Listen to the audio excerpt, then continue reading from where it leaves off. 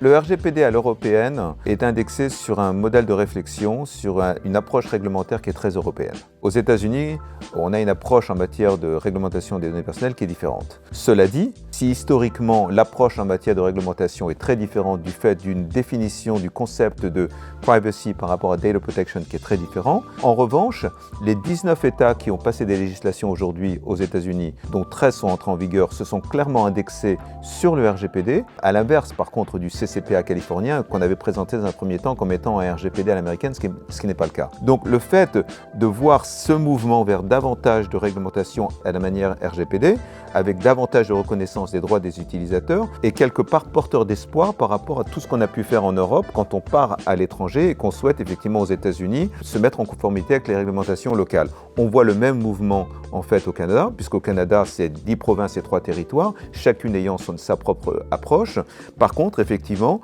la réglementation canadienne fédérale PIPEDA est en phase de refonte pour s'indexer davantage sur le RGPD, continuer cette décision d'adéquation par rapport